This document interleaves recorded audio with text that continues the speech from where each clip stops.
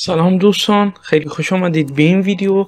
امروز یک آموزش خیلی خفن براتون آوردم که با استفاده از آن میتونید پیسی تون رو در اکثر و همه گیم ها میشه گفت که بهتر و بیشتر FPS بگیرید و افت فریم و لگ خیلی کمتر بگیرید و بچه ها از گیمتون بیشتر و بیشتر لذت ببرید.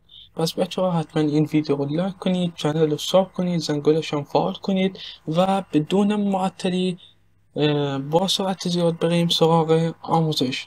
خب بچه ها، اولین گزینمون وارد ستینگ بشیم و قسمت دیسپلی و اینجا گرافیک توی ویندوز 11 بچه ها.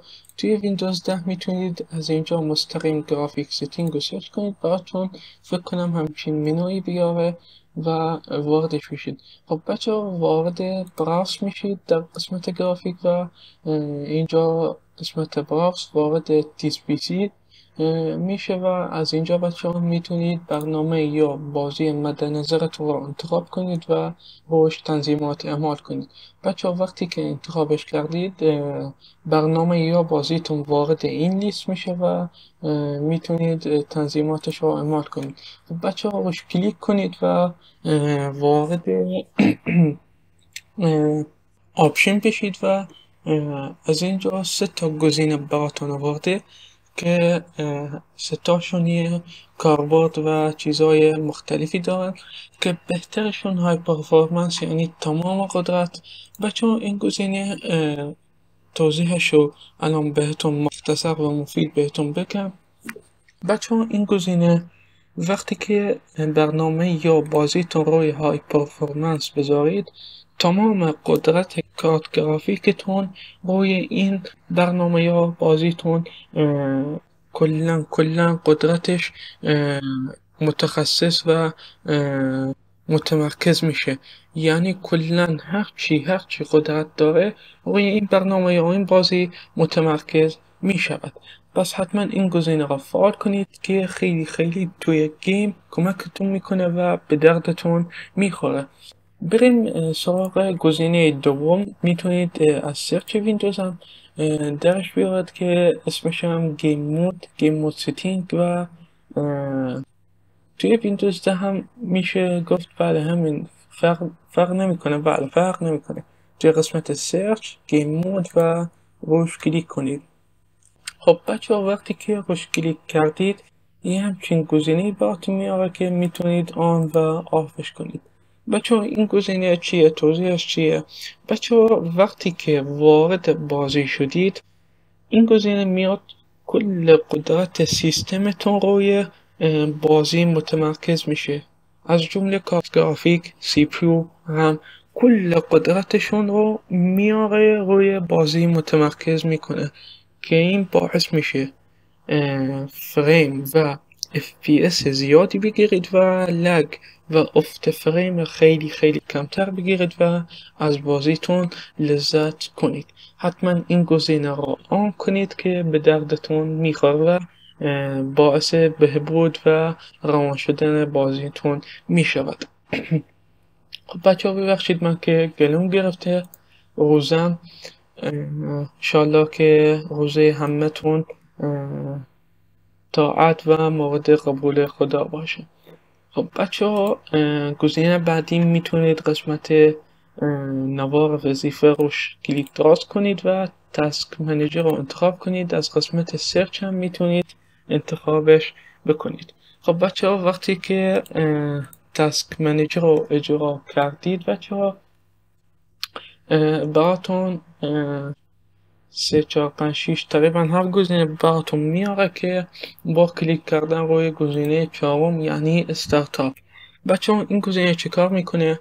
بچه ها، بعضی وقتا دیدید که اگر سیستمتون رو روشن کنید بعضی برنامه ها با سیستمتون بالا میاد. بچه ها، این برنامه ها وقتی با سیستم بالا میاد باعث میشه که رمتون حافظش بیشتر درگیر اجرای این برنامه بشه و باعث میشه که کلا سیستمتون کند و لگ بکنه. بچه که با دیسیبل کردن این برنامه هایی که بهشون احتیاج ندارید رمتون رو بیشتر درگیر این برنامه ها نکنید و سرعت و کیفیت بیشتری تجربه کنید. خب بچه مثلا این دانلود منیجر اینیبله که من وقتی که ویندوز روشن کنم با ویندوز بالا میاد و از حافظش یه مقداری میگیره و باعث میشه که سیستم اون قدرت و اون سرعتی که باید داشته باشه رو نداره. خب بچه ها حتما این گزینه ها رو دیسیبل کنید. الان این برنامه اینترنت دانلود منیجر رو میخوام دیسیبل کنم، روش کلیک راست میکنم و دیسیبل رو میزنم و خاموشش میکنم. باعث میشه که هیچ وقت و هیچ گونه با سیستم دیگه بالا نیاد. بچه ها این روش حتما استفاده کنید. باعث میشه که کامپیوترتون قدرتش و سرعتش خیلی بیشتر بشه و واقعا بچه ها میشه گفت که حتی هم بچه ها وقتی که کامپیوتر رو روشن کنید سرعت لود ویندوزش هم بیشتر بشه. من طبق چیزهایی که شنیدم و دیدم. خب بچه ها گزینه بعدی خیلی مهمه. باعث میشه که رامتون هم بازم اون چیزهایی که درگیرشون هست رو کمتر کنه و باعث میشه تو بازی رامتون بیشتر روی بازی متمرکز بشه و حافظه بیشتر و جای بهتر با اجرای بازی ها داشته باشه. بچه ها وارد تیس پی سی میشید. فرق نمیکنه ویندوز 10 ویندوز 11 داشته باشید. روی قسمت پراپرتیز کلیک کنید و از اینجا قسمت سیستم پروتکشن. حالا من ویندوز 11 یکم منوش فرق میکنه ولی فرق نمیکنه. در کل وقتی سیستم پروتکشن رو کلیک کردید یک چند تا گزینه براتون میاره.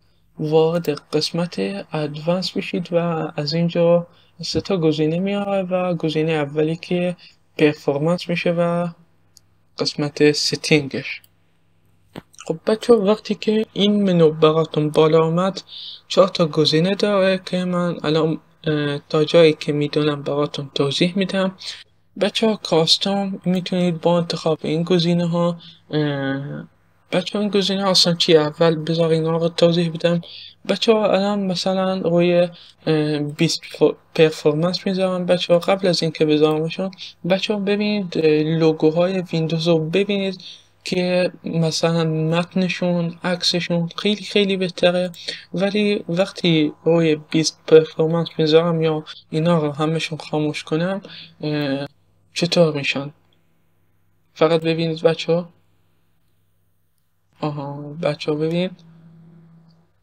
خب ببینید کلا نوع نوشتهشون چطوری شد بچه ها. خیلی بچه ها این باعث میشه خیلی به رمتون کمک کنه این چیزهای اضافی رو از رمتون آشغال نکنید و رمتون بیشتر برای بازی حافظهش نگه دارید. بچه ها ببین کلا نوشته ها و کلا متنای کامپیوتر چطوری شد. ولی بچه ها اگر شما مثلا فوتوشاپ کار میکنید یا طراح گرافیکی یا هر چی که باشید گیم نمیزنید حتما روی این گزینه بذارید و آپلای بزنید و اوکیش کنید. بچه ها توصیه من به شما 20 پرفورمنس بذارید. بچه ها از روی نوشتهش معلومه 20 پرفورمنس یعنی بهترین عمل کردو بذارید که بچه ها سیستمتون رو بهتر و با حافظه و با قدرت بیشتر برای گیم جواب بده. بچه ها این گزینه هم در ویندوز 10 و ویندوز 11 هست. من هم تازه گفتم. بچه ها حتما این گزینه رو انجام بدید که درسته که یکم لوگوها بد میشن، نوشته ها بد میشن ولی تاثیرش هم خیلی بیشتره.